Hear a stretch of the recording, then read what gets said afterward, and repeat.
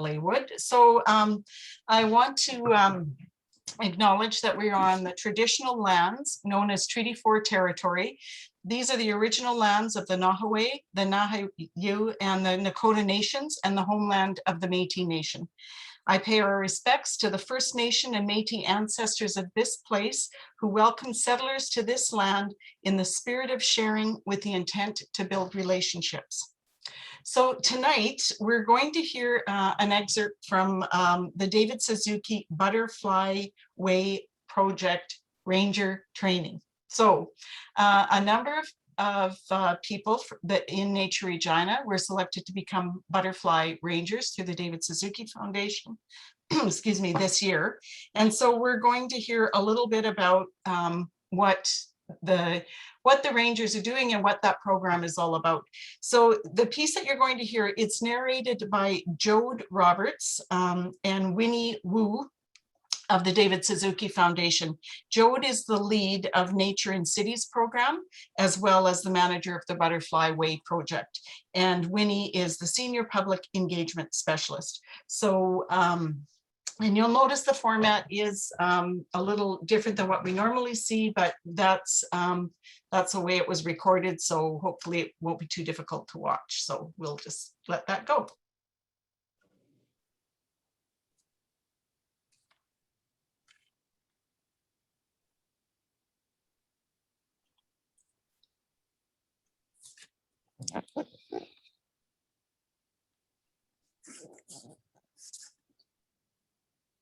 We're just dealing with the recording with the sound. So just be a second here, sorry. I realized I was on mute. I'm sorry. Here we go.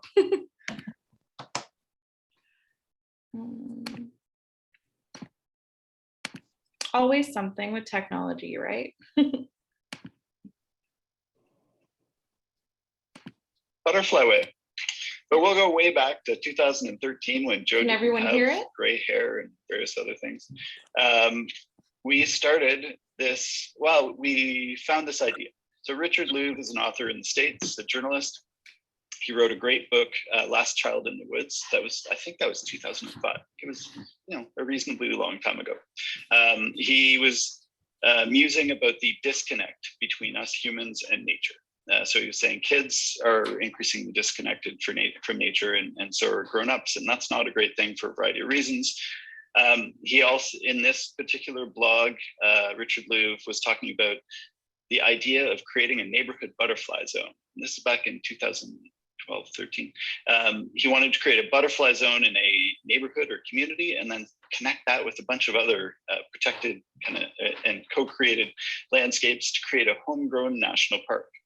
And that was an idea that was first conjured by another author in the States, Doug Tallamy. So Douglas Tallamy is an entomologist and is pretty renowned.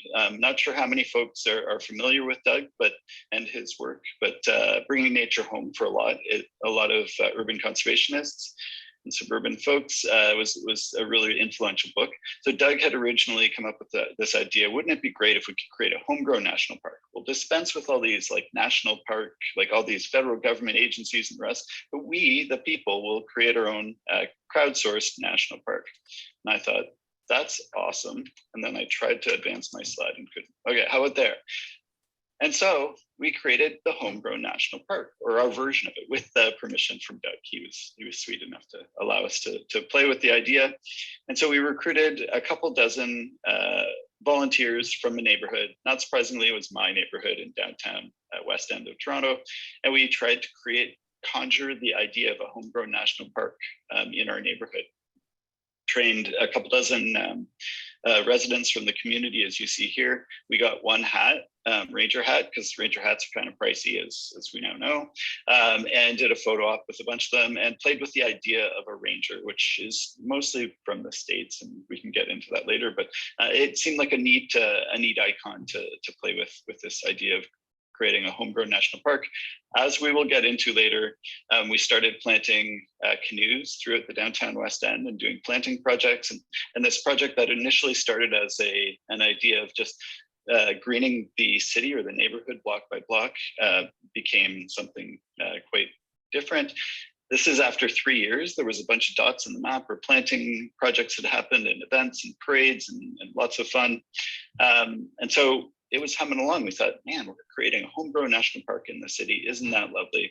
At the same time, the monarch butterfly population that flies from Mexico and migrates up into the eastern kind of half of Canada from Manitoba east, mostly. Those little critters were starting to go into steep decline. In 2013, they dropped by 95%, the population that migrates up into Eastern Canada. And so we ran a somewhat goofy, edgy, pithy campaign called Got Milkweed, riffing off the Got Milk ads, and had some success encouraging people to plant milkweed, which is the host plant for monarch butterflies. By 2016, we had native plant experts talking in front of audiences saying, I can't believe people are planting milkweed. I'm paraphrasing. She basically said, it's really inspirational that milkweed has gone from an illegal weed on the noxious weeds list to an in-demand native plant in a matter of just a couple of years. So that's 2016. And of course, I'm like, yeah, we won this. So excited. That we were making all this magic happen and bringing back butterflies. And of course, David Suzuki, who's wiser than all that, said, whoa, Jode, you got to zoom out, buddy, because you're getting a little too excited. And what David was saying is that, well, he wasn't, this is a different slide. Usually I start my presentations with a slide like this. Back when I was a kid and you drove around, I'm from a couple hours north of Toronto, a couple hours drive on Georgian Bay, and we would drive around, and then later you would have to clean the bug guts off your windshield because there would be bug splatter of your car hitting these little bugs. Anecdotally, across the world, people were noticing that there was an absence of bug splatter, which doesn't seem super scientific, but don't worry, the science caught up. By 2017, amateur entomologists in Germany had compiled 27 years worth of data. So these are amateur entomologists. They were just collecting things that flew into these bug traps in a bunch of naturalized areas or natural areas in Germany. And over the course of 27 years, they saw that 76% of all flying things that used to fly in those traps were gone. And these are in greenish areas in Germany. That's an alarm. It's not just one species like a honeybee or a monarch butterfly. All of the species that used to be there, 76% have disappeared in my lifetime. This came out in 2019. The science is beginning to catch up with the windshield effect phenomena. They've now noted and documented that 40% of insect species are currently threatened with extinction. And so it's not, again, butterfly, although there's species that are going extinct or that are in severe trouble, but generally across the board, there's a ton of species that are disappearing from the landscape, 40% of all insect species. And why that's important is because insects, if you're looking at a pie chart that is all of life, they are plants. Well, these are all animals. So 70% of all the species that we have identified are insects. So mammals is a little tiny sliver of that. Insects, there's a ton of them, and they are the foundation of our food webs and our ecosystems. So without the big part of the pie, we're in serious trouble. So when the insects are in decline, that's something we should try and address, I would argue. I wouldn't say this is more important, but one of the reasons humans seem to care about bees and butterflies and other insects is their connection to insect pollination. For me personally, if I don't have coffee, is life worth living? Well, yeah, it probably is, but come on, it's coffee. It's going to be a grumpier Jode. So pollination has been the connection that a lot of groups and scientists have used to connect the dots between this insect decline and humans and have humans care, not just solely because of coffee, but because of a lot of these different species. 1 out of every 3 bites of food that we eat are influenced by insect pollinators. So insects really important. We will dig deeper into all of these issues. This is the flyover, so stay tuned. But generally, while scientists a couple weeks ago came out and said insects are dying by 1,000 death by 1,000 cuts. Really, there's three prime drivers of the decline of insects. The first is habitat loss. So as our communities grow and we transform the landscapes, we're often eradicating and removing a lot of the spaces that used to be home for insects. Pesticides, you may have heard of neonicotinoid pesticides and various others.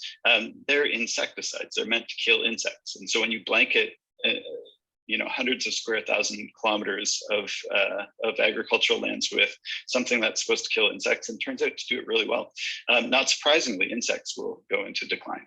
So pesticide use has been another driver of decline of insects, and also climate change. As our climate becomes more unstable and we have severe weather events, they tend to have an adverse effect on our little insect friends. So climate, pesticides, habitat. Man, that's a lot, right? Like, so much heaviness. What's the good news? Well, the good news is starts with nerdy things like nectar and pollen diversity. Like, who knew that I'd be saying those words, Winnie? I don't know. But cities, according to scientists, can be hotspots of nectar and pollen diversity. And what that means is wildflowers and shrubs and trees and those things that flower and provide the food for pollinators. So nectar is the sugary fuel that insects need, and pollen is the protein. So those are the building blocks and the food source for bees and butterflies and other insects. And so our cities can be full of them and can have a very diverse patchwork of sources, a diversity of pollen and nectar and wildflowers.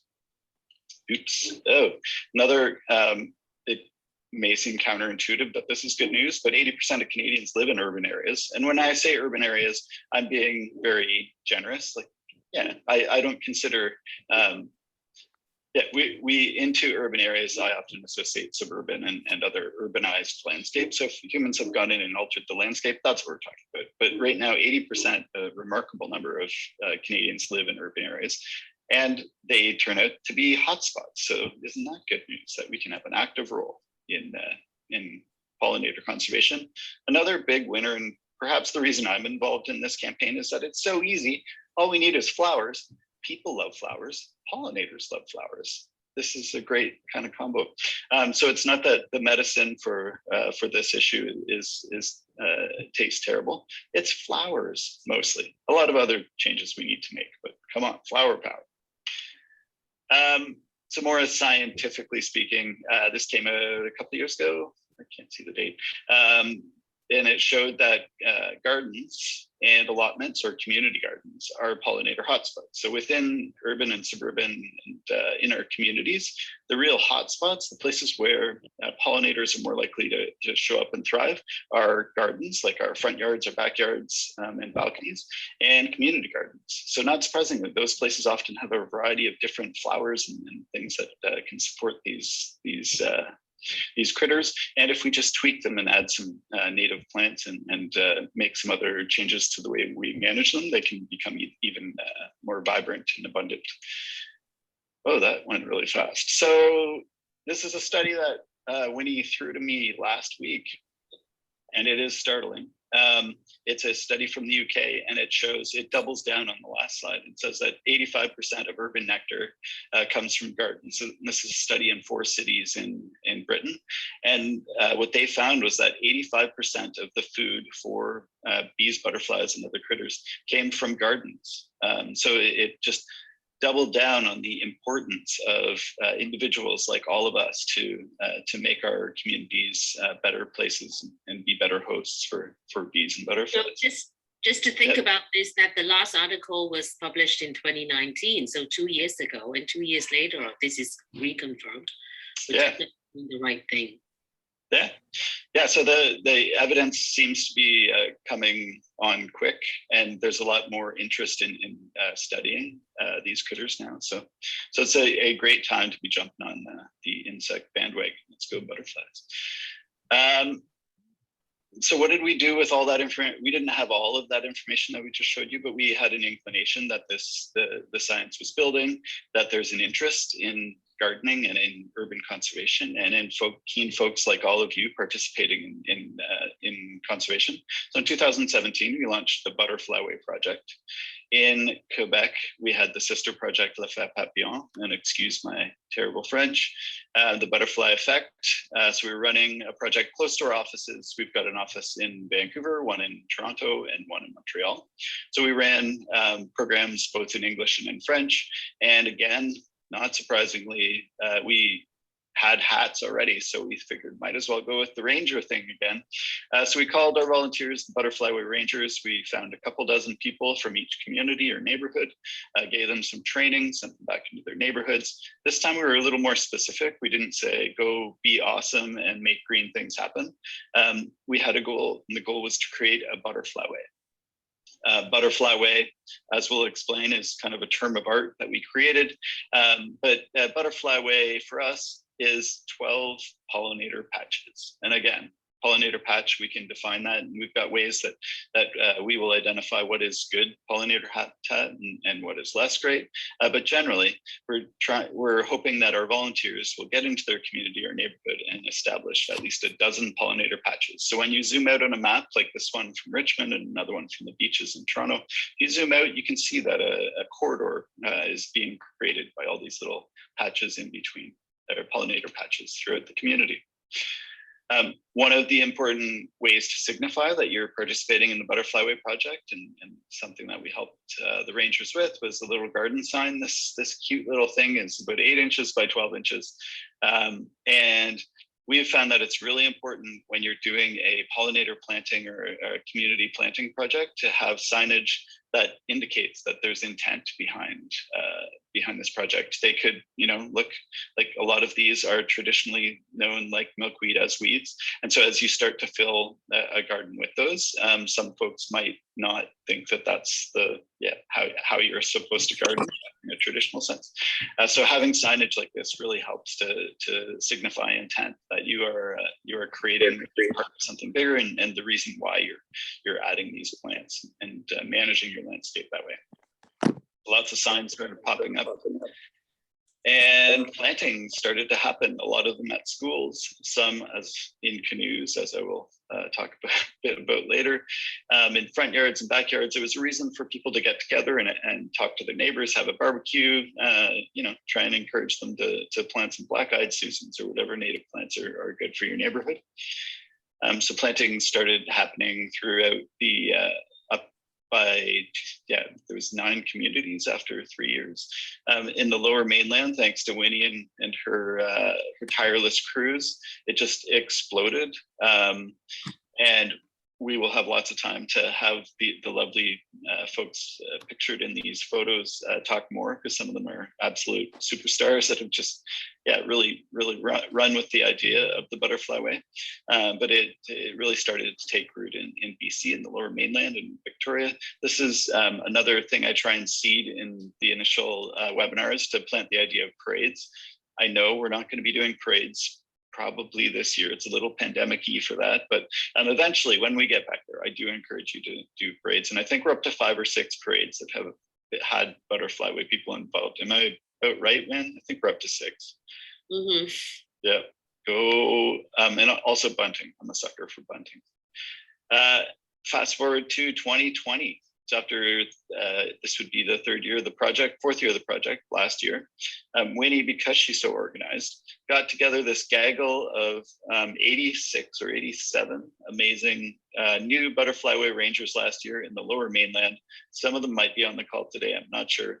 But I'm both amazed that this photo exists, because it's just awesome. Look at all that energy and the joy in that group that got trained on, as you see on the date stamp, March 7th, 2020. But also, it seems bonkers to me that we were there and then like a week later was this. So I don't know when the pandemic started in your family, but in my family, March 13th, it was Friday the 13th, and everything changed. And because I wasn't as quick as Winnie, I hadn't recruited all our rangers yet, and we hadn't done the training. And so we decided to pivot to pandemic style webinars, which now we're going full on with that.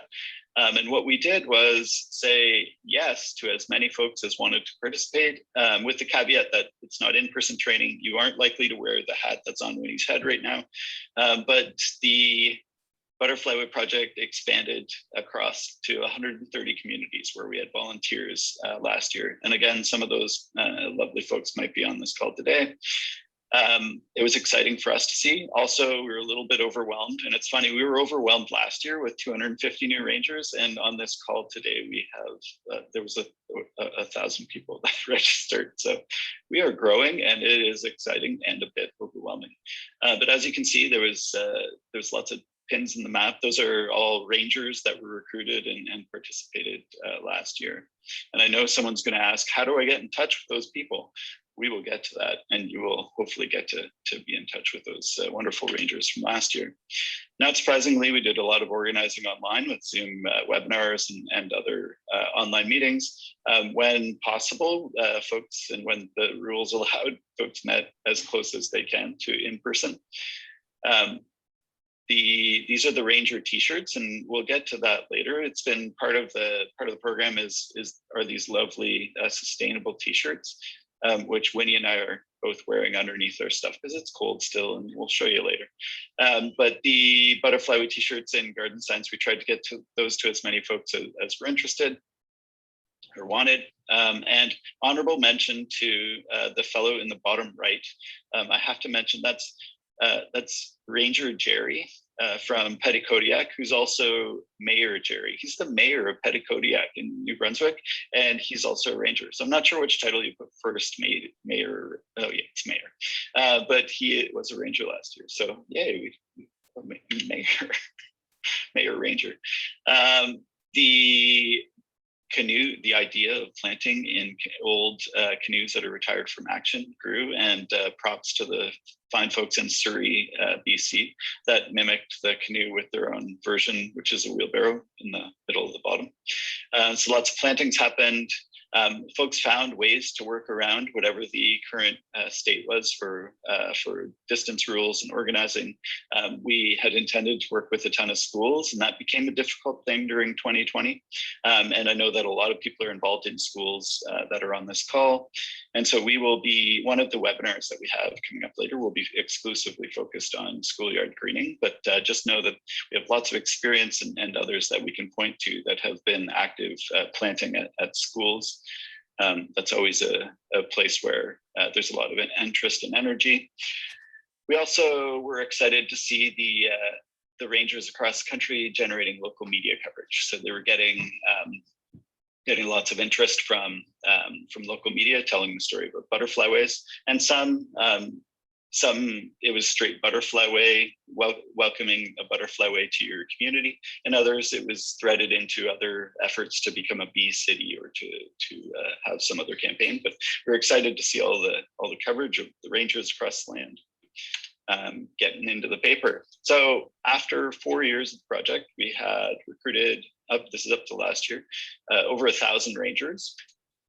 There's 54,000 wildflowers that have been planted by our volunteers, and we'll encourage you to keep track of the number of pollinator patches you create in flowers over the course of the season, so we can add it to our ticker. And 1,000 pollinator patches have been planted in the first 3 years of the project, and 251 schoolyard planting. So again, we'll get to the schools, and schools are an interesting and sometimes complicated place to plant. It's great because you have the educational value and the conservation value. It's often landscape and gardens aplenty in those spaces. So schoolyards are an interesting place, and we'll get to that. And getting back to the Butterflyway project and the intent, we had hoped that some of the volunteers would corral the energy and enthusiasm of residents and groups to create at least a dozen patches in their neighborhoods. And so now we have 15 neighborhood Butterflyways that have been established. And some, like in the Lower Mainland, there's some communities that have like 100 plantings or more. And in others, last year, there were communities that just got up to a dozen or so, and each of those we like to celebrate as crossing the threshold of becoming a Butterflyway. This is the map of not participants in the Butterflyway project because they're scattered across the country, but the white and yellow or gold names are the different cities and towns that now have at least a dozen pollinator patches that we're aware of that have celebrated becoming having a butterflyway, often in a neighborhood. So that's the map to this point. 2021, who knows where we go from here? Well, hopefully bigger and better and greener and more wildflowers. But this is a quick map of the applicants to become Butterflyway Rangers. Next week, Winnie and I will be doubling down on how to thread these together. As you see on this map, the yellow dots are new rangers. The dark green dots are ranger mentors, so people from last year or previous years that are willing to help out and be kind of a mentor to the new rangers. And then the light green are past participants that are willing to lean in as well. So what we want to do is take this messy looking map and zoom in a bit and be able to connect you with rangers and both past and present, so you can work on projects together. So now I've talked for about half an hour, and I thought I'd do a poll. Should we do a poll? Let's do a poll. Okay, I'm going to start the poll. Something should pop up on your screen when I hit a button, and it's simply, where are you located?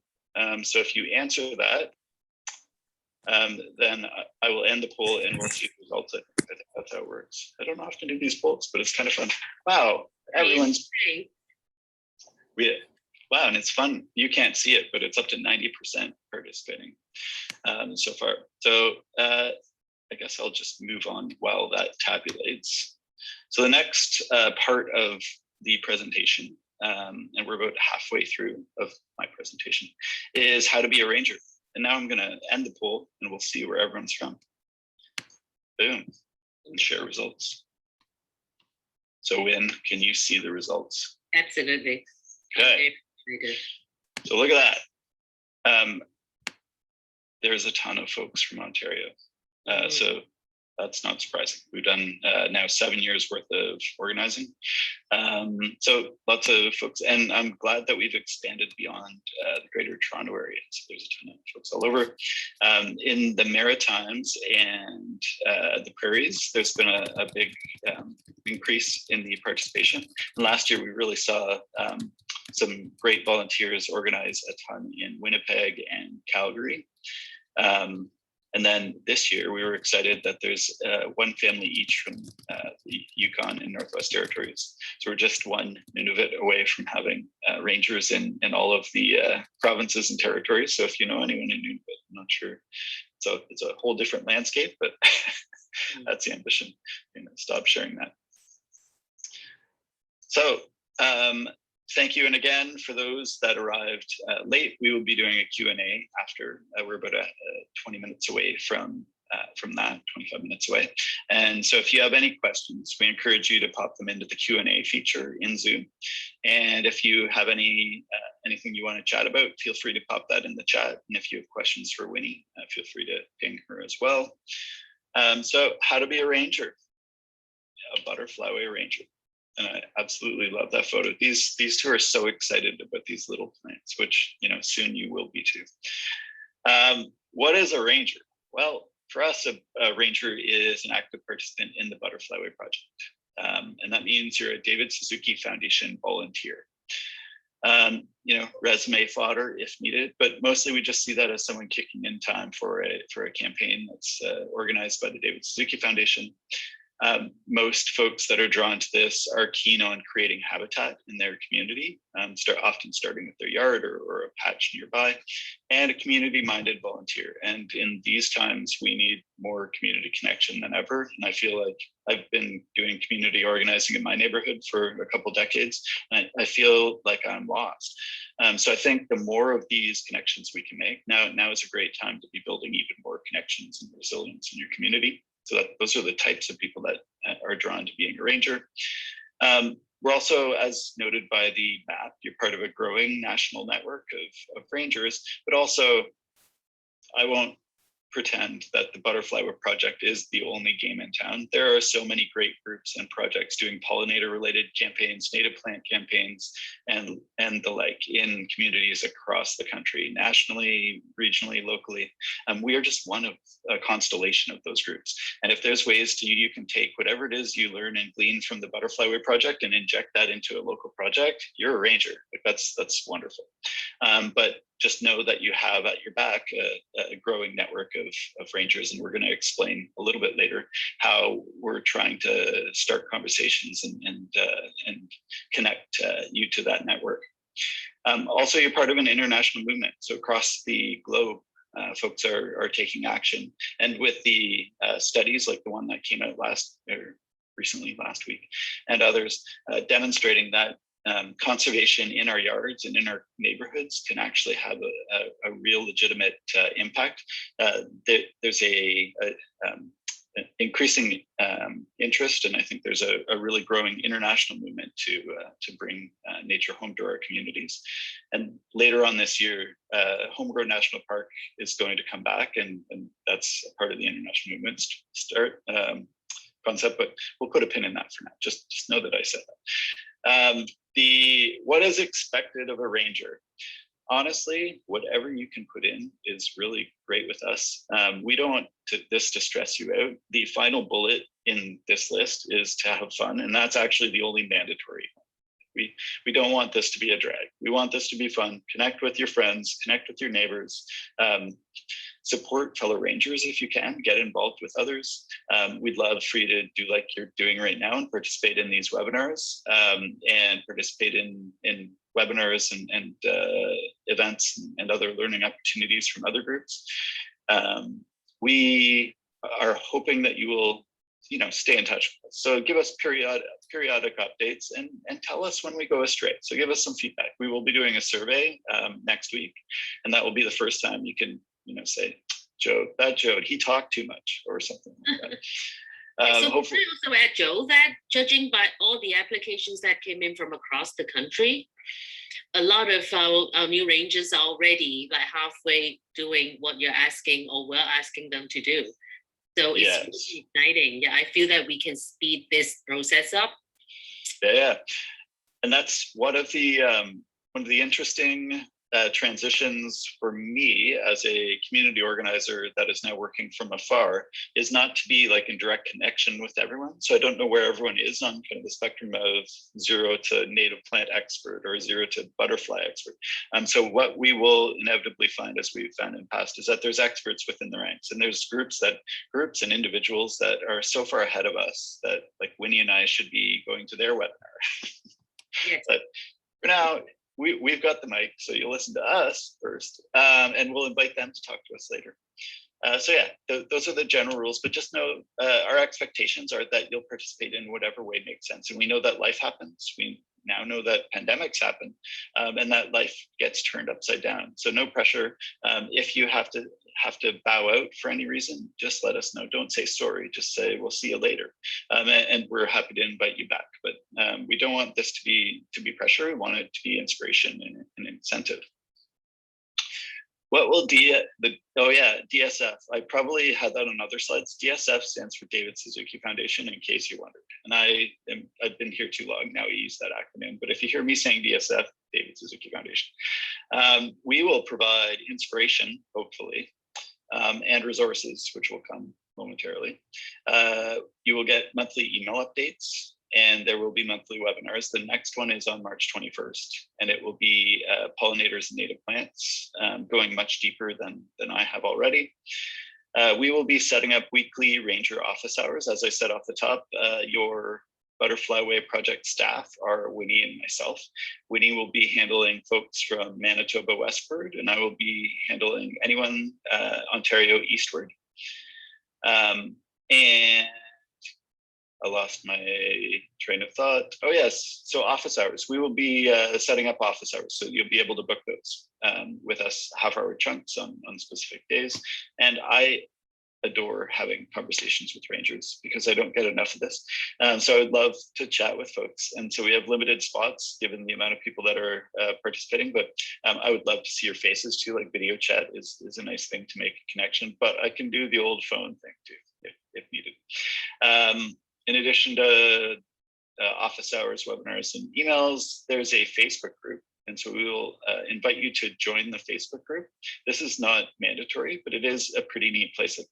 Personally, I'm not a big fan of Facebook, but it is a great tool for organizing a community like this. So we have an existing community that we will invite you to that have rangers from the past. And so we will be encouraging you to join that Facebook group for rangers. And it's a closed group where we can talk and share amongst ourselves. We will, as I mentioned or alluded to, we will connect you to rangers, past rangers, current rangers, and clusters of rangers. We will also be providing garden signs. We hope to provide free garden signs for whomever needs them within reason. We have, we don't have a billion of these things, but I think there's creative ways that we can come up with to get signs wherever they are needed. The Ranger t-shirts are another matter. They are kind of pricey because we get nice ones that feel nice and are sustainable. So we will loop back on the Ranger t-shirts. You were asked on your application whether you would be, what size shirt you were. That was, we might have the cart before the horse on that, but we will see. We are hoping to provide Ranger tees to as many people as wish to have them. We just need to work at the logistics on that. I think that's it. Wynn, did I miss anything? You're gonna go to no, and just something for people to think about. When you talked about our fabulous rangers who have agreed to help mentor our new rangers, I think for our national rangers, look beyond what we think we're capable of doing, because I just loved using Stephen as our example, that he actually managed to put his Butterflyway lane on Google. And so anybody here, if you just go on Google and type in Butterflyway lane, it will show you North Vancouver and you will see what he's done. And so we're looking for a lot of these like crazy things that we're going to do in 2021. And I think we can do it. Yeah, and the fun complement to that is Butterflyway Lane in Toronto, which is a graffiti street art lane in Toronto that's got Butterflyway in like 8-foot font across it. Yeah. So that's what DSF will provide. Again, if you have questions, put them in the question and answer and we will get to them. But what DSF, the David Suzuki Foundation, will not provide funding or financial support directly for Ranger projects. We do not provide that, although we try and help you find whatever resources you need. And there's often community grants, partners, and other ways of getting the resources you need to do planting projects. But the foundation doesn't provide, we don't have grants or funding or financial support. Also, often, and I forgot to turn off my cell phone. So now I'm going to do that. That's my father-in-law, in case anyone wondered. I'll text him later. I don't think he's on the call. Maybe he's angry because we're not providing funding support. So the foundation will not act as a trustee for grants. So once, for some of you that are in nonprofit organizations or applying for community grants, often you're looking for a charity. So the David Suzuki Foundation is a registered charity, and often you need a charity to apply for foundation grants. So the foundation can't act as a trustee, but we strongly recommend you find a local charity that can do that. And we've found great success finding local charities that can help you trustee for grants. In past, we've sometimes had plants and sometimes had seeds for rangers. This year, we don't have plants or seeds for rangers. We do have a legacy from a past program in BC. Some schools will be getting plants, and those are already predetermined. We've already arranged those. So otherwise, we don't have plants or seeds for anyone for the rangers, but again, we will give you lots of examples of how to grow your own plants, find resources to get plants. And definitely plant list as well. Oh yeah. So we'll get to the plant list in the next section. Winnie and I, although we love you all, we can't offer talks, like doing talks for local groups, or we would be stretched way too thin. But we do encourage you to reach out to local experts. There's often a native plant person, a butterfly person, a bee person. Often those folks are great to talk to local groups and your neighbors and friends. But also we would love for you to make presentations if you're comfortable, and we will be providing PowerPoint slide decks and resources and materials to help you with that.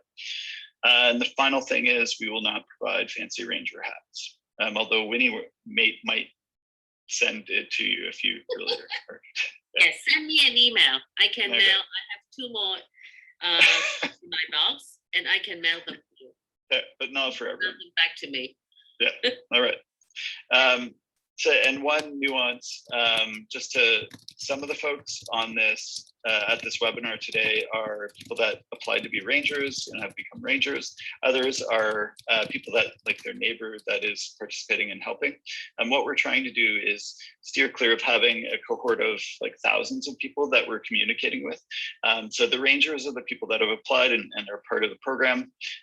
What we call everyone else that's helping is a ranger recruit. And so those are people that are interested, friends, neighbors, helpers, groups. They're not David Suzuki Foundation volunteers necessarily, but they're the helpers of rangers. And so we just use that way of describing that role because we know as soon as you start rolling with these projects, you're going to end up with a bunch of keen folks in your neighborhood. So for our internal purposes, we call those folks ranger recruits. And logistically, it's great if you are the contact as ranger, and we will be inviting everyone to future webinars and events. But if you can act as the conduit to providing that information to all your ranger recruits, that would be awesome. The more rangers, the merrier. But just we can't handle any more emails. So quickly, and then I will wrap, 4 tips for rangers. And again, we're doing a Q&A at the end, so if you have questions, pop them in the question and answer. So 4 tips for rangers based on now 4 years of the Butterflyway project.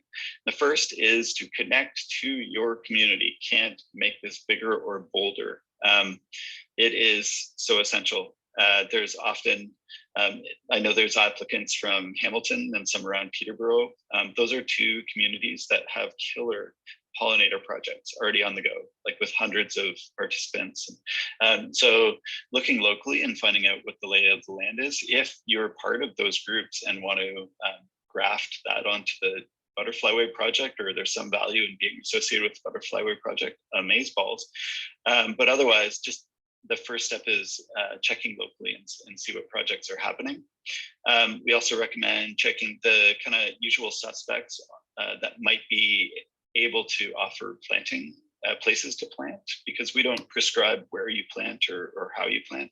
But great partners for these sorts of things are gardening and horticulture clubs, local groups, conservation groups or naturalist groups, residents, business and parks groups. So nonprofits often that are based around a park or a neighborhood. They often will be able to help you find one spot or a ton of spots to do planting projects. So we encourage you to reach out. And we will, in the toolkit that you get, which is an online resource, you'll get postcards and letterhead that you can use to communicate to these folks. Also, connecting with your local municipality, we found pays dividends almost always. So connecting to municipal officials, staff at parks or libraries or community centers, places where they have gardens or landscapes. And also university colleges or schools seem to be super keen on this sort of thing, especially schools. I know that there's a ton of the school folks out there on this call. So that is job number 1. And we will, again, give you a little more guidance and support in connecting to your community. The next piece of advice is to dream big, but start small. So dreaming big, dream as big as you can, but sometimes it takes a while. And a great example is Ranger Aiden in Toronto. When we started the Homegrown National Park project, he had a canoe that was his uncle's or someone's, and it was retired from active duty, and he wanted to plant it as a canoe planter. put in wildflowers. And what he wanted to do was connect that canoe to a lost river that ran beneath the city. So through my neighborhood, there's an old river that has been encased in the storm sewer system in the city. He wanted to plant these canoes along this old lost river as a nod to the ecological past and an interesting talking point. And everyone nodded and thought, hey, that's a neat idea. And then he started saying, and I want to plant 200 of them. And we thought, okay, whoa, let's just start with one.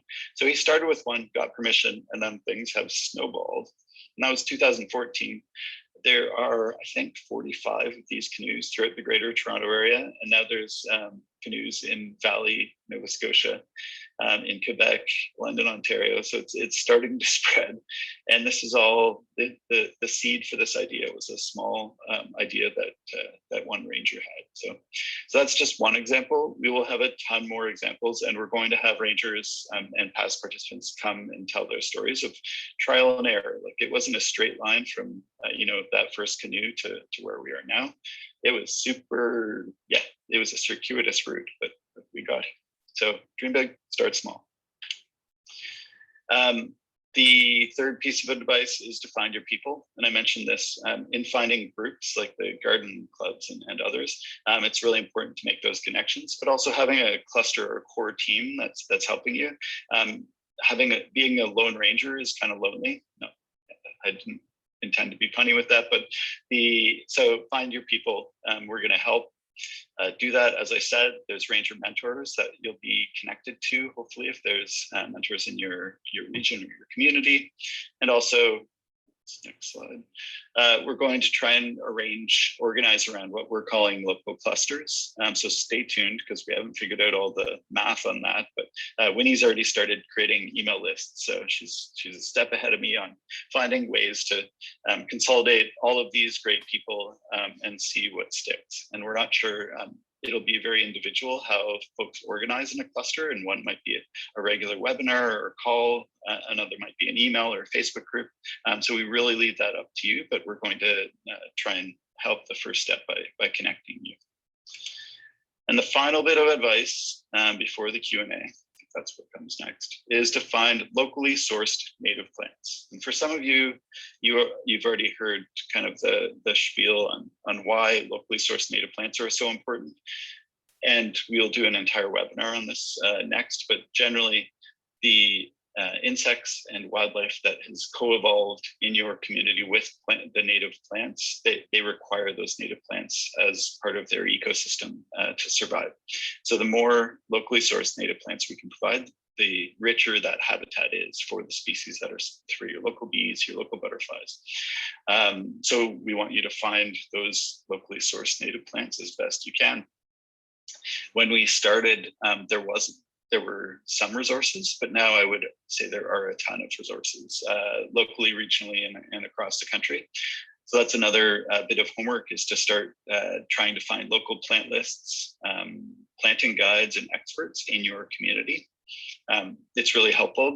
You can get general plant lists, and we'll recommend a few of those, but the more specific to your community, the better. We do have in our Ranger Toolkit, we have a bunch of plant lists already that the foundation has created and we found from others. But these are just a smattering of examples, from a plant list that the David Suzuki Foundation created to something about bees that the City of Toronto created, another butterfly guide and native plant guide from Vancouver Island. And the one on the right is Hamilton's Pollinator Paradise. They have a whole toolkit explaining from zero to like pollinator paradise, how to participate and what plants to plant where. So there are lots of local plant list guides and experts that you can lean on. The David Suzuki Foundation isn't going to create all those, although we have created a resource with some of those. Another key kind of starting point for some folks will be the regional pollinator partnership guides. Pollinator Partnership is a great group, formerly based in the States. There's Pollinator Partnership Canada is now active, and they've done, I think, 22 regional guides for different eco zones in Canada. So regional guides on how to plant pollinator habitat, including plant lists. So I highly recommend seeing if your postal code matches with one of their guides, because they've got great scientists that are backing up the lists in absence of having something more local. And again, these are in the toolkit that we'll share with you. Lots of books. Head to the library if you can, or order them online, or however you interact with your library these days. Some great books we recommend: anything by Heather Holm. She's an entomologist in the States. And the book on the left, Pollinators and Native Plants, is my personal favorite. It connects the dots between individual native plants and the communities of insects that depend on them. Lorraine Johnson, who often speaks at our ranger events, has written 100 easy to grow native plants. So it's broken down by different type of landscape and regionally. So that's another book you should look into. Xerces Society from the States has guides on, they're kind of the gold standard for research in the States on insects and pollinator conservation. And so their Gardening for Butterflies is a decent resource, and they have a ton of other books. And in BC, the Butterflies of BC by Shepherd and Guppy is a great resource. And there's also different butterfly and bee and pollinator guides that are regional or provincial that you can look into. Yeah. Joe, can I add also that in BC, I actually have a copy of the Guppy, Shepherd and Guppy book, and that I have been inviting rangers to use this as a library system, that whoever wants it. So right now it's with one of our rangers, but whoever wants it, let me know, and then we just share that book, because it's seen and like is respected as kind of like the Bible of BC butterflies. And for rangers in BC particularly, if you want to know what we've been sharing, you can also go to the Butterfly City website, like Vancouver, Richmond. They all have those same PDF files that you can see from the 2020 training manual, that there are the species of butterflies and the plants that we've been encouraging rangers to plant. So, and that will all be updated this year. So those are like a lot of information that people can already be checking out now. Yeah, and and that's a good point. When we will be trying to provide the information that you need locally. So Winnie is going to be covering off BC and Alberta, Saskatchewan, Manitoba.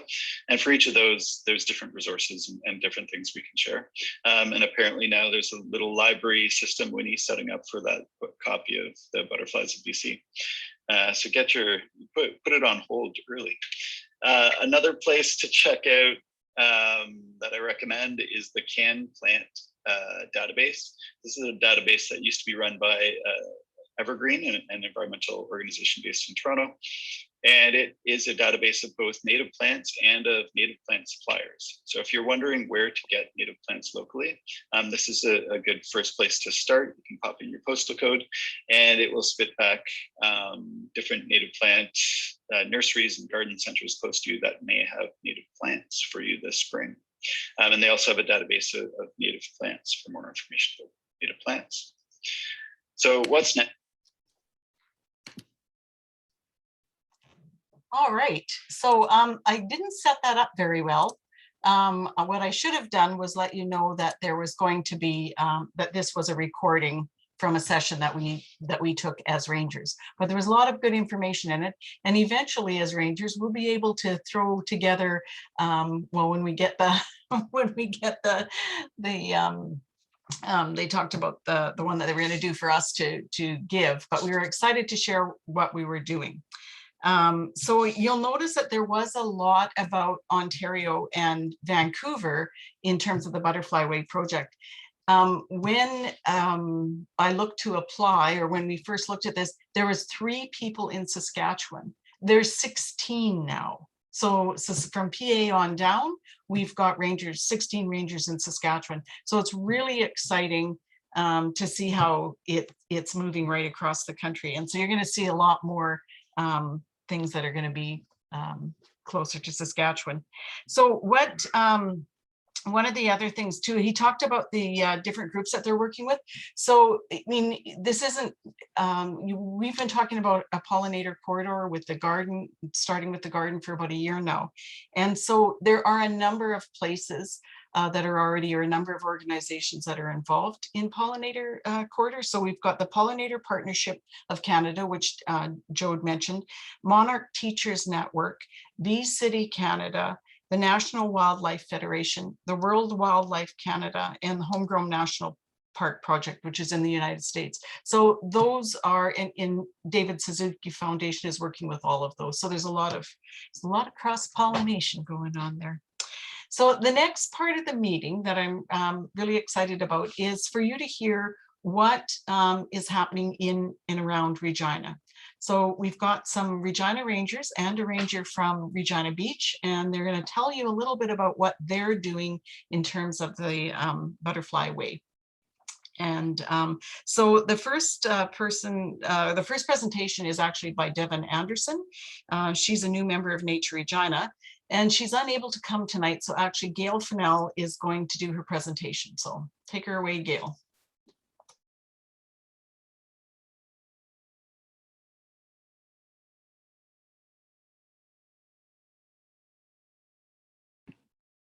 And I think you're still muted, Gail, just so you know.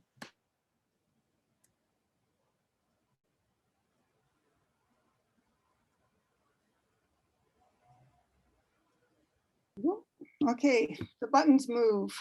There we go. Yeah. So I've just met Devin not long ago, and she is one of the most enthusiastic gardeners I could ever hope to meet. She and her partner have done amazing things with their yard. So this is her presentation that she's asked me to give for her. They moved in 1993, and you can see that it's a regular suburban house or city house with a yard and a house and a few shrubs. So she said the yard was good size, 60 feet by 160 feet, and there is a lot of room in there. And they had, like I said, the usual grass and shrubs to deal with. So they decided that they were going to have less grass and more garden space, and they wanted to add in the flower beds and plant fruit trees. And they wanted something that was interesting all year long. And they absolutely wanted to be organic, using compost and mulch and never using insecticides and herbicides. Definitely pollinator friendly. 1993. And then the yard that they have now, it's an amazing difference. So it was 7 years, but it didn't take 7 years to make all of the changes, enough for the pollinators. So along the way, there was more and more pollinators coming in. And now this is the backyard, like an absolutely beautiful backyard that they have. They took out the elms, put up some fences and planted some trees, shrubs and flowers. And now they've got 1, 2, 3, 4, about 10 different kinds of shrubs in their backyard. A lot of them are fruit for the people and for the wildlife. And they also have an apple tree as well. They combine it with vegetables as well. So it's not only for the pollinators, it's also for them. And they like to add extra annuals for some color. So they have a little bit of lawn that's left, and they don't fuss over it. It's left to grow, whatever can grow in there grows. But they've got native and non-native pollinator plants. It's because of the pollinators that they have those plants. Their source is Prairie Originals in Manitoba, and they're just waiting to see this spring how the plants they bought last year are doing. So they make changes continually, and they add more pollinator plants every year and try to find out what actually works in Regina and their particular microclimate, because every yard is different.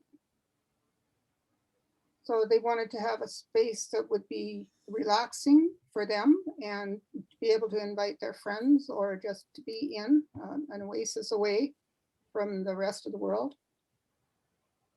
And they want it to be attractive as well. So both for the pollinators and for the people. And they're hoping now that they're retired, they're going to have more time to focus on the art as well as enjoy it. Devon's got a few projects planned as a Butterflyway ranger besides the yard. She knows a teacher who is going to plant pollinator plants at a school. And she's going to ask another school if they want to do something similar. And there's a co-op housing complex that she's hoping to talk to. They've also got friends that are willing to expand their pollinator-friendly yards. And the Peace Garden at the Knox Metropolitan Church is one of the projects that Devon and her partner are working with. That's right on Victoria Avenue, I believe on Lorne. It's very close to right across from the Victoria Park. That's downtown. She's got friends that are, so she's hoping that project will expand people's awareness and the importance of the pollinators and the need to provide habitat for them, as well as adding to the good work of other organizations like the Canadian Wildlife Federation and the Xerces Society. So she's got lots of plans and she's well on her way to doing that. Thank you.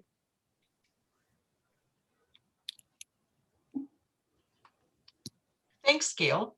So that's really interesting. So as Gail has said, that they've been working on that yard for quite some time, but now they're really excited about becoming part of the pollinator project, the Butterflyway. So the next up is Carla Ballman. Carla is also a member of Nature Regina, and she's going to tell us what she's up to.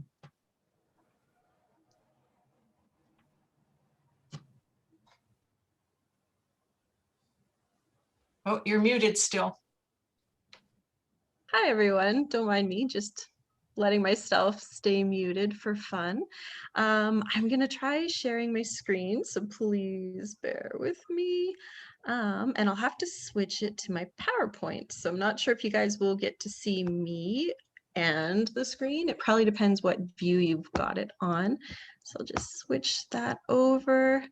All right, so I'm just going to tell you a little bit about why I got involved, my project, how I'm approaching it.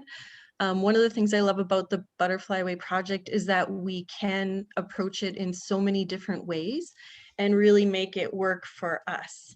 So, as you know, I'm Carla Ballman, and this is my brief presentation.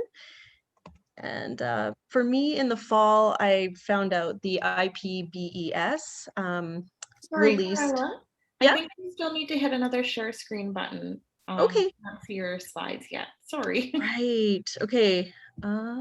Share screen still. Oh, I have to hit share. Ha. There you go. How's that? Can you see it now? We sure can, yeah. And then just so you know, we can see the slides on the side. On this side. So I'll do from beginning. How's that? Okay, great. Let's do this again. All right. As you know, I'm Carla Ballman again for the third time. Still Carla. On Facebook, I'm Carla BBEE because I'm a little bit of an activist. So sometimes I say things that is a little spicy when it comes to environmental things. So I thought when I'm applying for jobs, maybe I won't use my last name on Facebook anymore. I'm very nice though, I promise.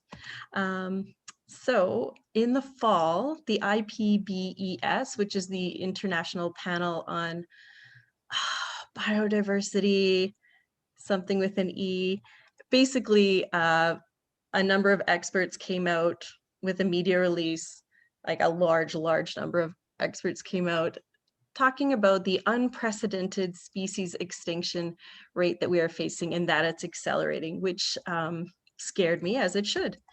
And then I happened to find an article featuring Douglas Tallamy that you've heard about previously. And if you haven't heard of Douglas Tallamy, I hope you hear about him quite a bit more. He's so interesting, and he was talking about how he wants us to unleash the wild on our backyard and basically use the space that we have to help provide habitat and conserve species that are, a lot of them are facing extinction or they're very endangered. And part of that is because we're not planting our native plant species. And so I started things in the fall, like trying to get people to leave the leaves, and still trying to get people to leave the leaves. And the quote that I thought was quite relevant was that gardeners have become important players in the management of our nation's wildlife. It is now within the power of individual gardeners to do something that we all dream of doing, to make a difference. And as somebody who goes out to climate change rallies and stuff like this felt like a tangible difference that I could make. And I'm incredibly passionate about native plants. So it seemed like the perfect time when I saw that we could apply to be Butterflyway Rangers to join in. So these are some of the plants. Of course, the thistle provides habitat. And I think part of being a Butterflyway Ranger is sometimes leaving the things that my neighbors may not like, because the goldfinches like thistles, bees like thistles. I'm not letting them go wild in my yard, but I am providing some of the species they might otherwise have. There's our purple clematis. And some of these things, of course, may not grow really close to Regina, because a lot of that would be open prairie and not a heck of a lot of shade unless we're looking at the ravines and stuff like that. So sometimes I'm playing around with native species, hopefully closer to our area, but also potentially in Saskatchewan, because of, we've got a lot of shade in the city and a variety of other things. So we've got the purple clematis, we've got the smooth aster, it's the nice purple one with the bee there, wild mint. Down at the bottom left is arnica. There's the white upland aster beside that, the wild columbine. And I don't know what the other one was, because everybody's covering it, so I have to move this. So of course we've got some bergamot. I'm just showing you my grass, which most of it is gonna eventually over time get dug up, but for now I am definitely participating in No Mow May, which some of my neighbors are also participating and some are definitely not. We've got some fireweed in the sunshine and a big tall sunflower, which is not native, but just happened to come up. I think the birds helped me plant that one. The bottom, there's a Canada anemone, then a 3-flowered avent. Now, ignore the flowers that this little skipper is on, but I wanted to show you this skipper because one was hanging out with me for a whole afternoon last summer, and I had never seen one before, and they really do rely on our native plants. This is not a native plant, but my friend had sent me this amazing picture, and I am now in love with skippers, which I didn't even know existed. There is some rudbeckia, and just some of the little creatures that like to come visit my yard. I've got a blue jay, a downy woodpecker, of course, a hare, which I'm sure many of us might have in their yard more and more all the time. So this has provided a really big jumping off point for me. By being part of the Butterflyway project, I can talk to people about a range of things, which includes participating in No Mow May and why it is important, how we should be leaving things like ants for our northern flickers in some cases, how we can have raspberries and things like that in our yard, and provide all kinds of other plants that we can eat, but also that, might be helpful to the birds and the bugs. So I was wondering, okay, the goal for most rangers is to have about 12 yards or 12 other participants that we're recruiting. How can I do this? I was just finishing my last semester of university, and it was pretty stressful. I knew I would keep putting it off if I had to plant seeds. And what if they didn't come up? Last year, I had convinced 12 friends to get these native seed packets sent to them, and none of us had any seedlings come up. So that was really disappointing. So I wanted to make sure that it worked this time, that we definitely had plants to work with. And it can be tricky because we can't just send people off to a garden center in Regina and know for sure that the person they talk to is going to be knowledgeable when it comes to native plant species, or that it's truly a native plant species and not a cultivar. So there are a lot of factors. So I thought, okay, I know that I've worked with Prairie Originals before, and they're out of Manitoba. So I thought, okay, it can be expensive for people to order stuff on their own. They don't always know what to order. Starting seeds can be tricky because of the scarification and stratification. So some of them need to be scraped. Some of them need to go through a freeze thaw cycle. Some of them you really should have started in the fall. So what should I do? Well, I just happened to be lucky, and I saw that there was a micro grant available to university students. And ta-da, I applied and I got funding. So now the project is, part of my project is proudly supported by Passion to Action and the U of R Student Union, that's URSU, through the Community Service Month microgrant program. So I was able to get financing so that I could give about 5 native prairie plants to 60 people, so that finances wouldn't be a barrier, neither would tracking down the right plants and all of that fun stuff. So it's over 300 plants for free to help get people going. And I wanted them to start small because I didn't want to just give away plants and the plants die a horrible death because people didn't really know what to do with them. So I want to make sure it's people that are really excited about the project, that realize that native plants don't necessarily bloom the first year, maybe not even the second year. So people that were kind of going to be in it for the long haul and that were very, very excited about having native plants in their yard, let alone all the insects and the birds and wildlife they might be able to help with that. So I got a variety of plants that range from sun to shade, because we know we don't all have full sun in our yards, especially in the city. And so from, a couple pots in a balcony planter to people planting alleyways, to yards, to schoolyards, from community gardens to town halls. And I worked with Prairie Originals and they were able to give me a bit of a community project discount, which was amazing. Kelly has been so great to work with for me, so I cannot thank her enough. And I did end up being able to talk to my cousin-in-law who said she loved chickadees. And I said, did you know how many caterpillars chickadees need to raise a clutch of babies? And she's like, well, no, how many? And I was like, oh no, it's thousands, like say at least 7,000. And we need native plants to ensure that we have caterpillars so that we can have baby chickadees and continue the whole cycle. So it kind of starts with the plants. And she got really excited and wanted to put in an order for some of the plants. And she also ended up talking to her friend who they both live in Pence. And now she's putting 2 planter boxes in front of the town hall at Pence. So that's really exciting. There's going to be signage and stuff so people are aware of the project.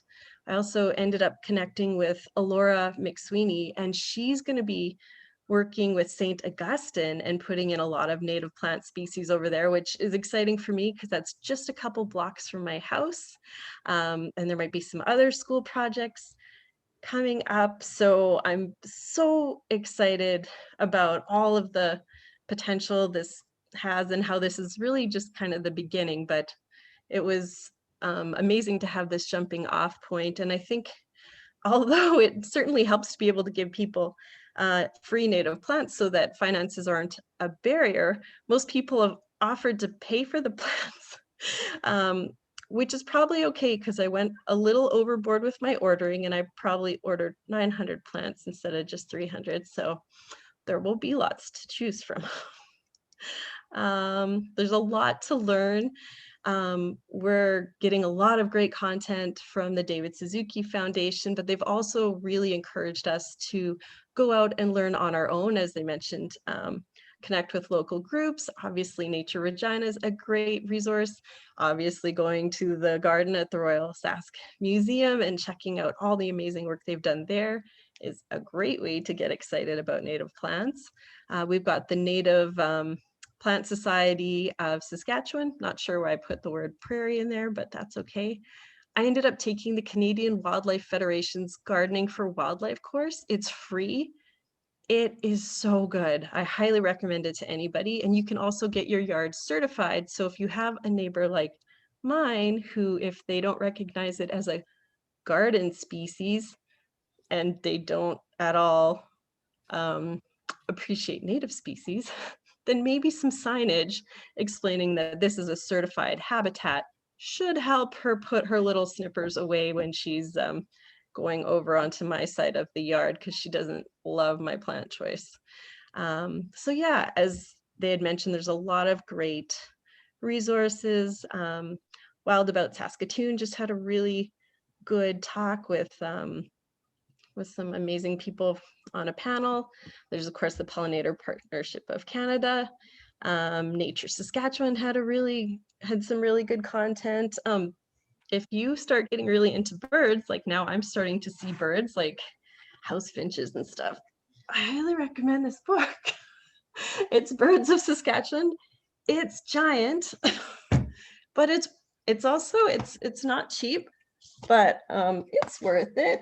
It's got a ton of amazing photographs, and I think every single species that has ever lived in Saskatchewan or ever even possibly crosses through Saskatchewan is in this book with amazing information. So that's a new fun one. And they also just released this backyard bird feeding, and it's for Saskatchewan, which is amazing. There's so many good resources coming out, not only for native plants, but also for, you know, native birds and bugs. So, and I do also have to, I have to second Jode's emotion. This is a pretty great book. It's not specific to Saskatchewan, but there's lots of good info, lots of great pictures, talks about both the plants and the pollinators. And yeah, lots of, once you start learning, there's so many presentations to watch and videos and groups to be part of. You're going to meet amazing, amazing people, and they're going to get excited about bugs and plants and birds and all the things you do too. So highly recommend it. I've met some incredible folks. Oh, that's fun. So I think they'd shown this, but now that some of our restrictions are lifting, we might be able to do some fun things. So these are not my pictures.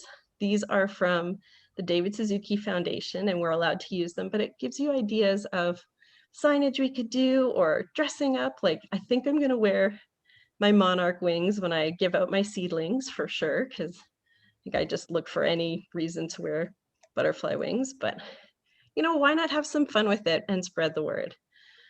So it'll be cool to see what happens with the schools. I'm really excited about that. And yeah, so I think, yeah, Joe talked about his love for the parades, and these were some murals that were done in Toronto at schools and in alleyways. So I think we can get really creative when we're spreading the word, and I hope you are even half as excited as I am about this project. Thank you so much for your time. Dun, dun. Thank you. That was amazing. So we are going to have questions at the end. So if you just kind of hang on to those if you have any. But yeah, Carla is just really going on a house on fire. So the next person that we're going to hear from is Wendy Bott. And she's got Regina Beach on fire for pollinators. So go ahead, Wendy. Wendy doesn't have a presentation. She's going to, or a photo presentation. She's just going to do a talk for us. So thanks, Wendy. Good evening, everybody. Yeah, thanks for spending some time with us today. I don't have a presentation, but I'm really quite new. So my name's Wendy Bott. I'm a first-year Butterflyway ranger, and I cover the Regina Beach and surrounding areas. I actually came across this when I was looking for something to do during COVID. And I applied to be the ranger, and I was extremely excited when I was accepted. It's an amazing feeling to know that you're going to be part of something so wonderful. When I was first asked to present tonight, I actually thought I may be too new, but then I thought, what better way for me to actually promote this to others, and also to say thank you to those who have already assisted or have injected some enthusiasm into this project for me. I am a newbie. I knew absolutely nothing about this. I knew nothing about nature or plants or pollinators, and I'm just learning daily, soaking up information from everybody. And so that's just tells you, anybody that's newbie out there, there's hope for you. You are going to be able to do this. It's great. It's a wonderful project. I did love seeing other people's performances tonight and their presentations. It inspired me to create my own presentation. And so once I do have some pollinator patches that are up, I'll take some pictures, and then I'll get that going as well. Always loved nature, just never knew a lot about it. So like I said, for you newbies out there, there is hope for you, because if I can do it, you can do it too. I do want to say that thank you to my family, my friends in the community. You guys have been amazing. What an overwhelming response I've had out here at Regina Beach. It's been crazy. The Last Mountain Cultural Center has actually finished planting theirs, and I'm going to take them a sign over tomorrow. I was actually hoping to create or help others create 15 pollinator patches around here. To date, I have handed out over 51 packages of seeds. So it's just been like more than triple the response that I thought that I would get. I also have to thank Gail, Elaine, and everyone else at Nature Regina for actually taking me under their wing, supplying me not only with plants or not plants, but with seeds, but also sharing their knowledge with me. It's so important to know what you're doing. And they have just been so inclusive, and they've just been so wonderful with me. And I just thank them so much. And I want to thank all of you for spending some time with us and learning some of the things about this Butterflyway project. I hope you'll go out there and you'll talk to others about it as well. I do recommend actually that you take a look at the David Suzuki Foundation webpage where it talks about the Butterflyway project, and you can see so much the information on there. There's just tons of information. The other thing is that these are the beautiful signs that they've given us all. And I have enough for my first 15, but after that, I'm going to look at some fundraising as well. So I'm going to look at different ways of being able to make signs too. For example, if you look at the David Suzuki Foundation, there's lots of different artists and different ways that they've painted on old doors, or you see the canoes and things like that. There's just so many different ways we can express ourselves. And so that's one of the things I was talking to the cultural center about out here, was that how wonderful that could be if they could actually come up with some sort of sign themselves as well, just to not only show the project, but to show their creativity as well, because it is such a wonderful place to be. And other than that, I just want to reach out to every one of you and just say that if you haven't yet thought of creating a pollinator patch, reach out to a ranger. One of us will be able to assist you, and we'd be more than happy to have a conversation about this. Some of us are more learned than others, but I think all of us have that great enthusiasm. Saskatchewan has that wonderful thing about volunteering. So if we had 3 rangers last year and we have 16 this year, it's just, I can't even imagine what's going to end up next year. And until then, thank you very much for allowing me the time to talk to you today. And I hope that I've injected some of my enthusiasm in you, and I hope that you also want to create a pollinator patch and help those butterflies and bees out there. They need our help, and I want to be there for them. I hope you do too. Elaine? Thanks, Wendy. Actually, I know you don't have pictures, but can you just tell us a little bit about what you've done in your yard? In my yard, well, I've got a couple different things going on. So at the very front of my yard, I have just a really cool little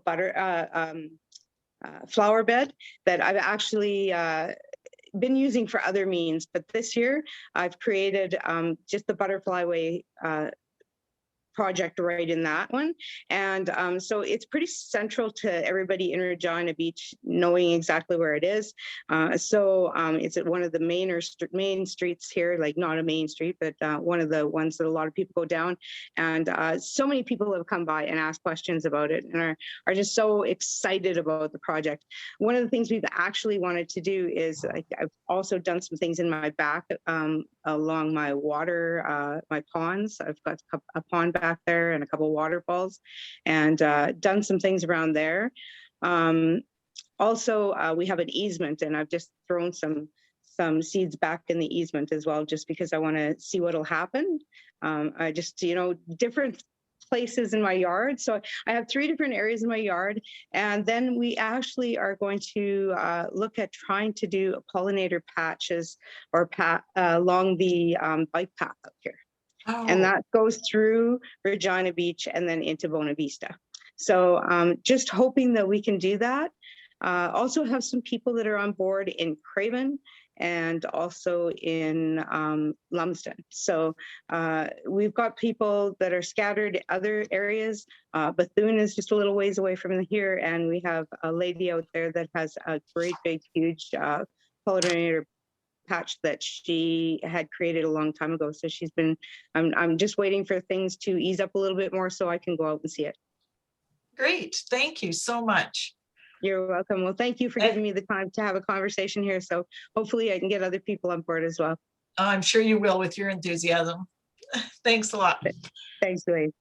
Okay, so that brings us to me. I'm just going to share mine, and we're doing this in alphabetical order, just so, whoops, I guess somebody's still sharing, so they have to.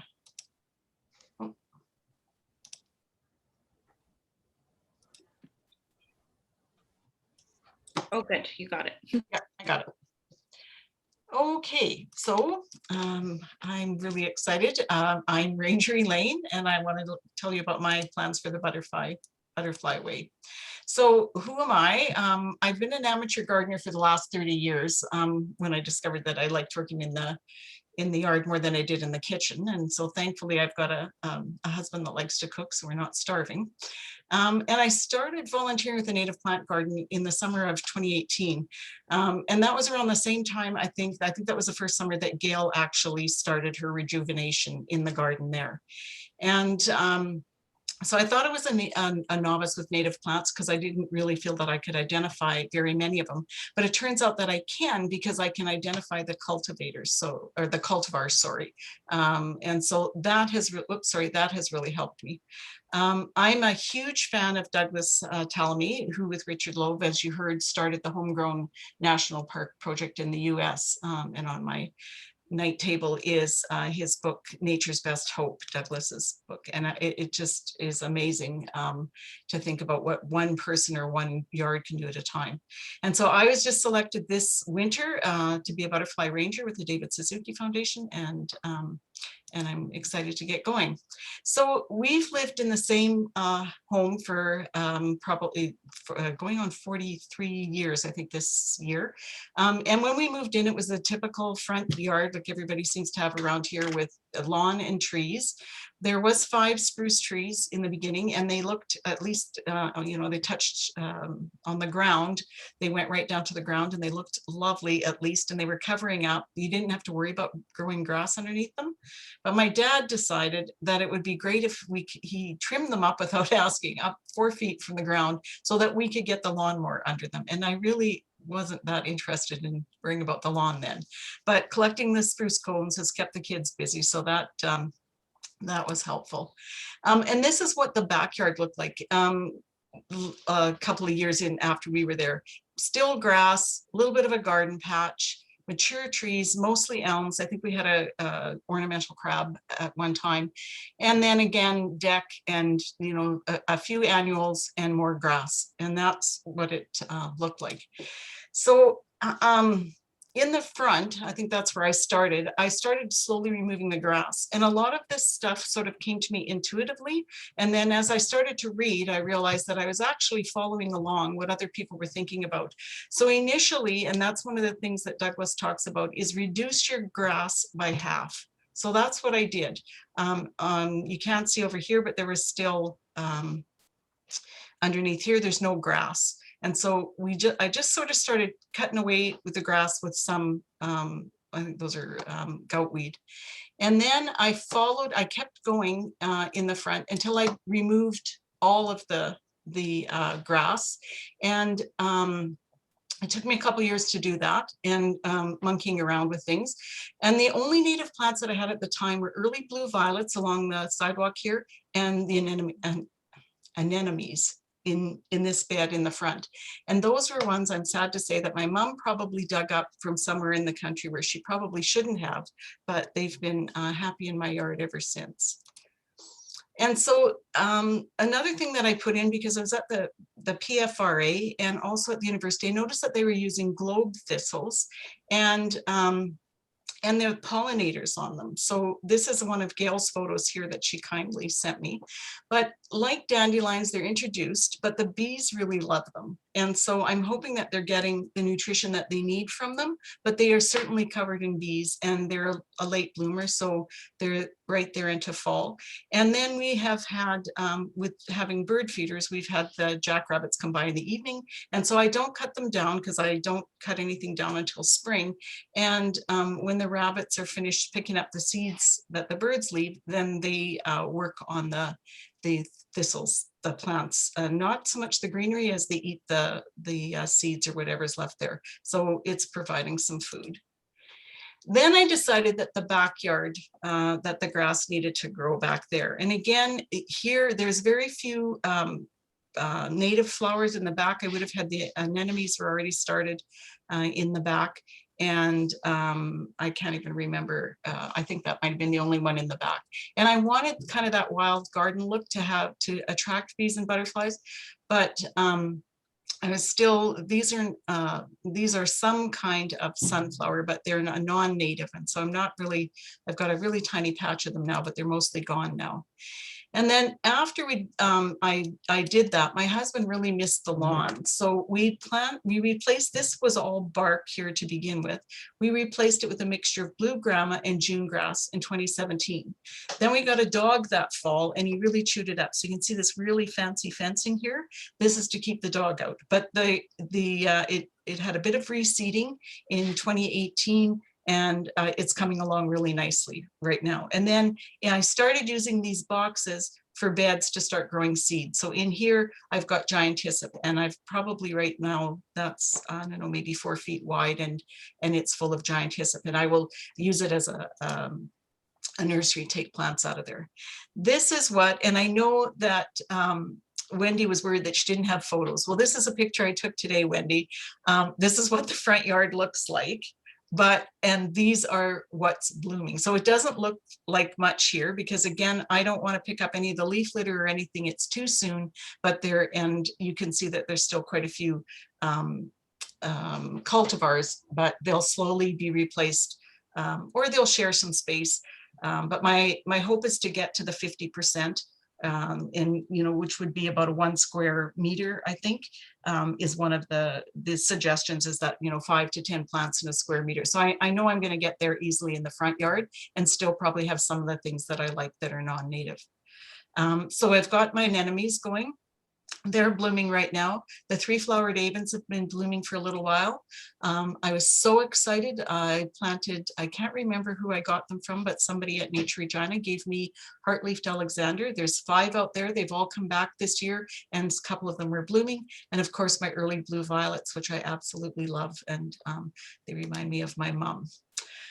So I started out with 2 native plants in my yard, the long-fruited anemone and early blue violets. And as of this spring, I also have the following in the front and backyards: Gaillardia, Black-Eyed Susan, low milkweed. That's not all one flower. I think I forgot to hit the return there. I've got showy milkweed. I've got heart-leafed Alexander, Philadelphia fleabane, Canada violet, giant hyssop, 3-flowered avens, purple coneflower, umbrella wort, blue iris, and sunflowers, which I can't yet identify. I'm not sure which ones I have.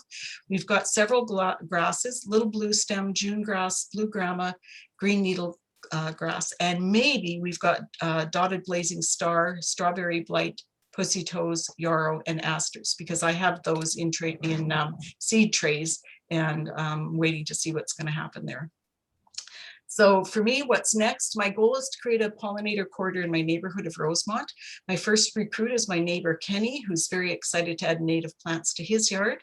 And I've also made a connection through the David Suzuki Foundation, our last webinar, a woman that lives, Georgia, lives in Winnipeg, and her dad, Dan, lives in Regina, and he wants to get going with a pollinator patch. So I'm hoping to meet Dan this week, and we're going to start talking about that, and going to provide him with some plants and some seeds. So I have started over 200 seeds from the native plant garden, and fingers crossed I will have plants to share.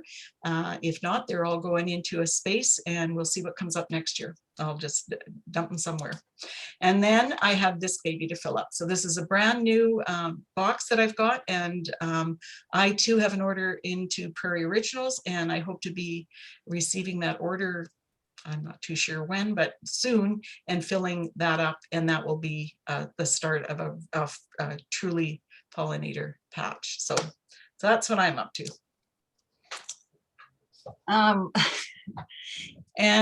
So finally, last but not least, we did this in alphabetical order, is Gail, and Gail's a member of Nature Regina, and she's the lead volunteer in the RSM Native Plant Garden. So take it away, Gail. Go. And make sure I get the right one. There we go. And hit the right one. There we go. Thank you very much. I'm very glad. I am so excited about all of the different things that I've heard from the rangers here. I knew about some of the things that some of you are doing, but it's so exciting to be with this amazing group of people, and everybody who's come to find out about the pollinator corridor or ask for seeds. Like they're all, it's an amazing group of people that just love growing things, and to be joined with them is really uplifting. Oops, did I hit the wrong thing again? There we go. I think it wants to play. It does not want it to play. We didn't have this problem when we practiced. Maybe I should start at the beginning instead of at the end. That'll help. There we go. So thank you. I get the inspiration from the people around me. A year ago, it was a little bit different before I read Douglas Ptolemy's book, but he definitely inspired me. And then all of the people that I've come in contact with in the last year, they're the ones that have made me realize that there's a lot of hope for all the things that we're doing. And there's a lot of people that want to do things, they just don't know how, or they don't know who to talk to. So we're making sure that they have a lot of people to talk to sometime soon. Every yard that I've ever had as an adult, like starting when I was about 20 something with my first house, I've always, I didn't know at that time I was planning for the pollinators, and the last three have been a little bit more deliberate, but it was all about making sure that they had space to live. And I never wanted to use the chemicals after I first saw what happened to some little worms that were, or caterpillars that were on my alpine currants. And I thought, there's no way I'm doing that to them, and there's no way I'm feeding that chemical to my kids, no matter how much they say it gets washed off. So right from my very first garden, I have been organic. And the beneficial insects are the ones that help me with that. So this, I moved in October 12th, 2018, I moved into the house where I'm in here. So in the bottom on the left, there's daylilies, irises, creeping bellflower, our lovely creeping bellflower, dandelion, Shasta daisies, lily of the valley, all of those, that's what's in the front bed. And then it's mostly quackgrass and dandelions for a lawn back there. The next summer, I started using the suppression method for getting rid of the lawn. It keeps the carbon in the ground, and a couple of layers of newspaper that I had used at another project, and I mean, as a method, and then mulch on top. It only took one summer to stop that quackgrass from growing in the garden. On the top right, that's what I started with last year, like a year ago. I started with the mulch. And this year I'm slowly adding in plants that I've got. I've got very generous friends that do give me some plants. Some are excess ones from the garden at the museum, because we, the people who volunteer there, one of the perks is if there's excess plants or there's seeds, then we do share with the volunteers first, and then we share with other people in the community. So Elaine mentioned the 5-year project at the museum. I took it on because I'd done something similar in Edmonton, and people here looked at me like I was kind of crazy, and like, really, you're going to take on, you can't see on the bottom left there, all the thistles and the quackgrass that we started out with, and the junipers were actually dying.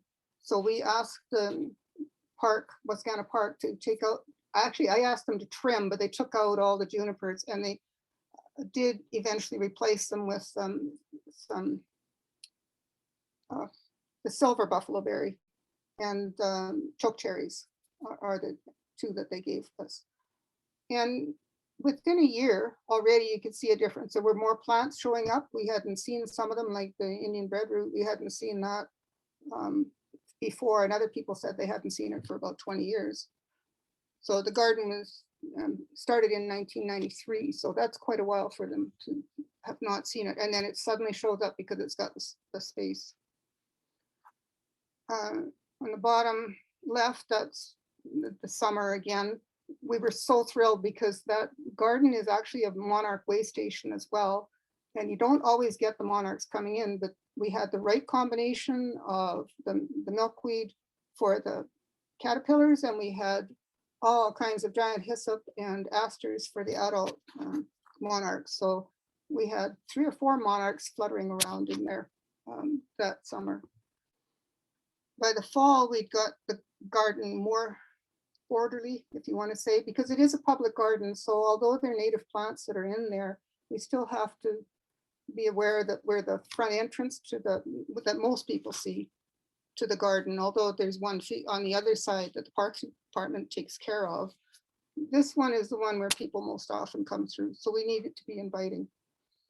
And this on the left, this Mertensia, it's the first time we've had it blooming. There were, I think, 3 or 4 flowers last year on one of them, and this year we've got several of them coming through. From that garden, I had some volunteers who had an idea to maybe start planting in the boulevard in front of their house. The grass wasn't doing well. As you can see, it's shady, not what grass likes. So they started a bit of guerrilla gardening, which is planting where things wouldn't normally be. They had to work through very carefully and with a lot of,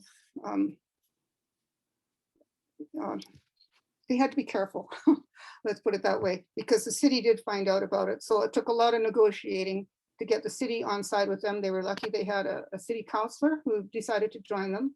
And then they had regular meetings with all of their neighbors to get the neighbors to come together and decide on what was going to be put in there.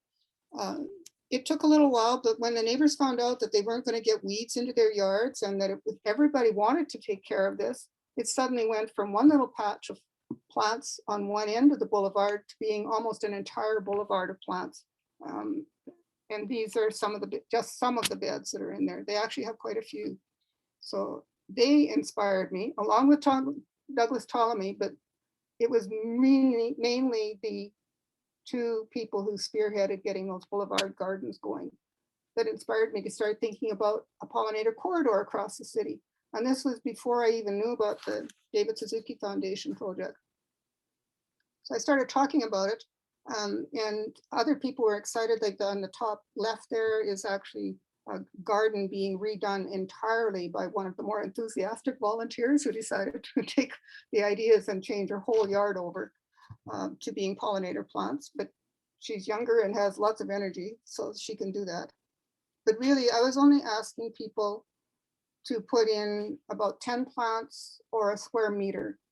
And even business owners can do that with a planter. If you've got a couple of planters, that's probably close to a square meter. So if you choose the plants well, then and they will live over the winter in the planters, then you've actually got a lot of options for where you can grow things. You don't have to have a big garden. In 2020, we had 12 people request seeds after a radio program that I was interviewed. And this year, there was another radio program, but between that and the Butterflyway connection. We've had over 60 people, different 60 people than what Wendy has done. So that's over 100 people, and probably close to 150 people in this area are now growing for pollinators deliberately, who weren't growing before.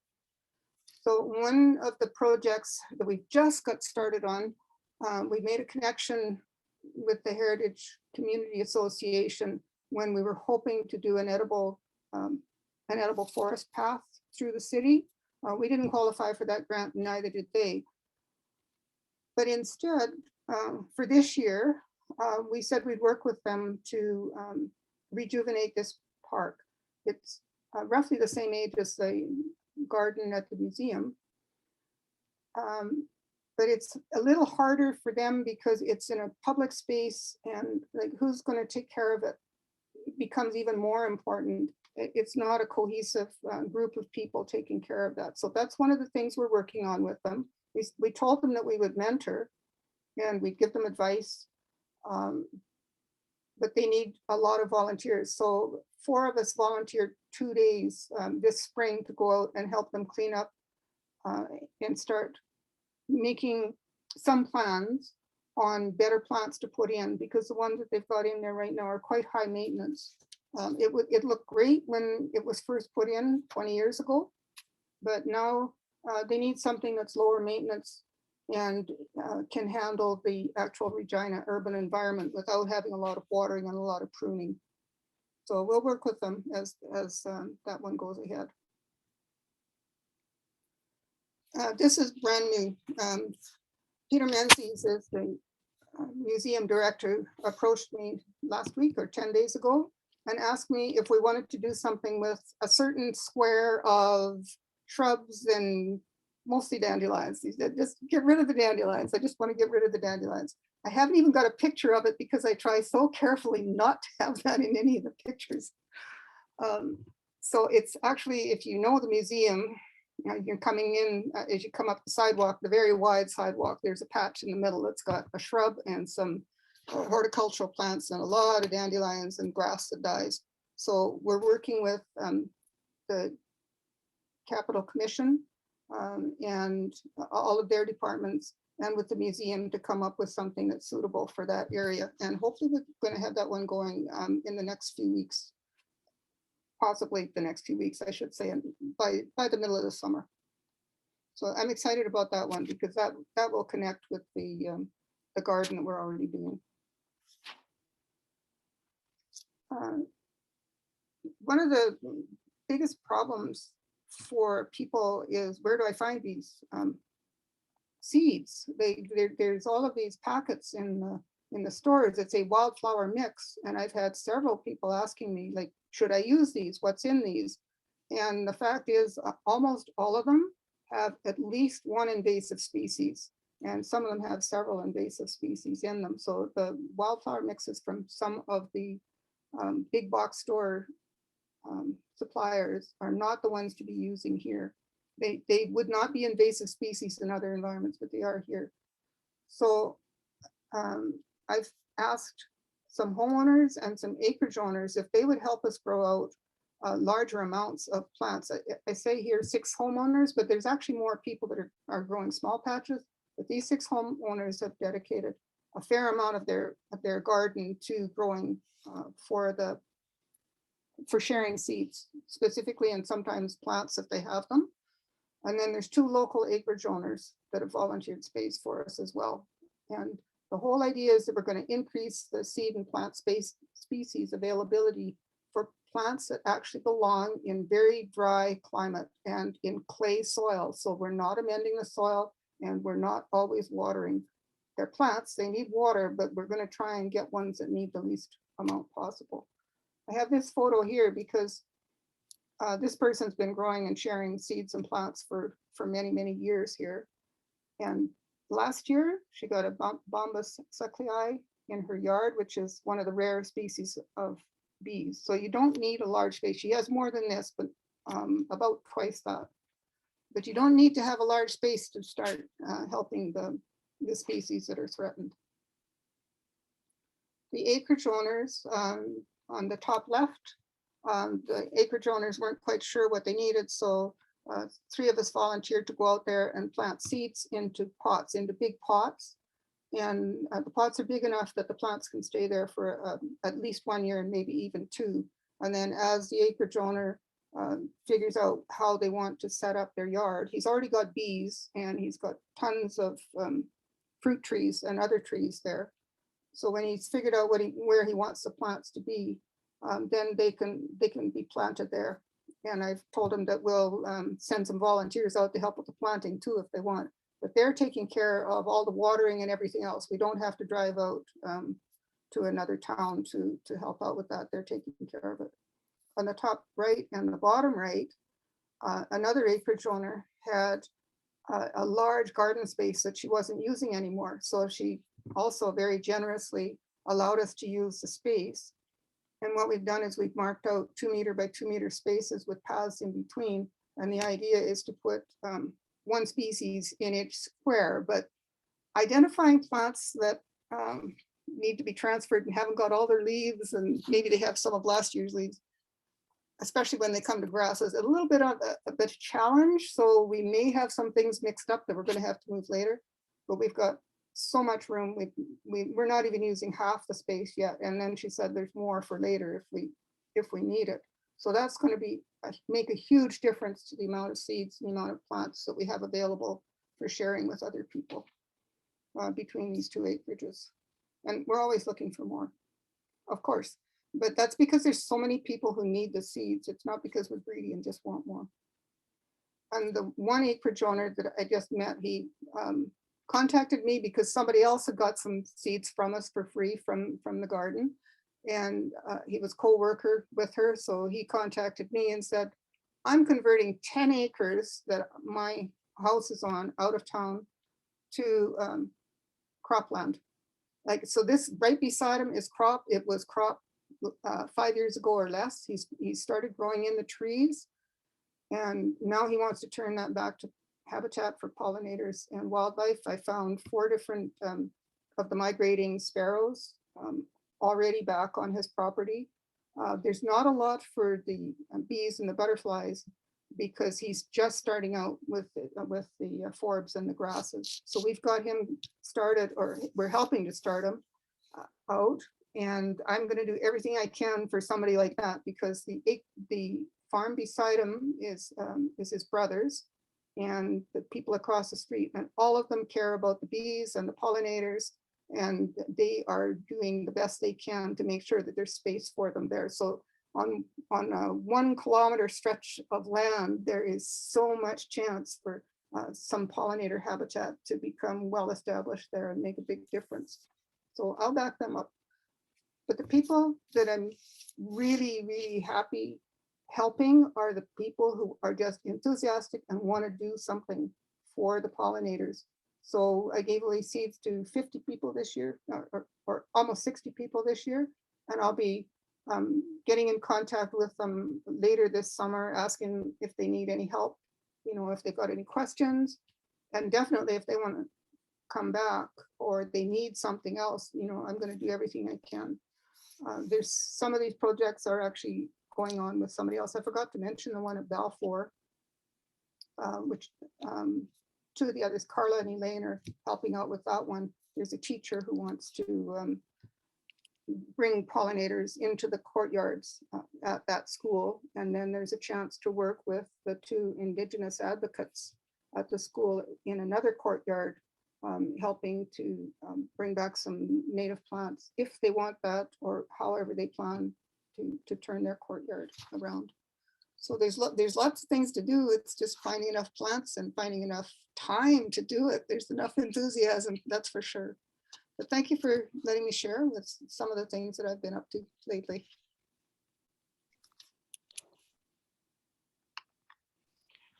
Thanks, Gail. So we're it is I'm conscious that we're over 9 o'clock. We did start a little bit late. So if there is any burning questions, you could certainly ask them, put up your hand or ask them in the chat.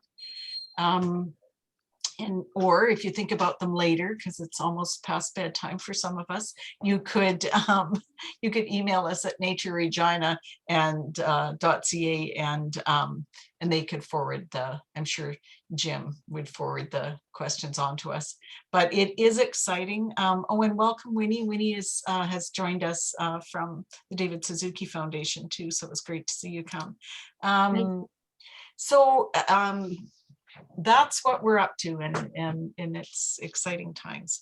Anyway, so a couple of announcements. We do have the window tape for sale. This is feather friendly window tape, and so because we've got those migrators hitting the windows, we're selling them for $15 a box. There's 100 feet of tape in here, and that's enough to do pretty much a front room window. I forget what the dimensions were, 4 by 6 or something or whatever.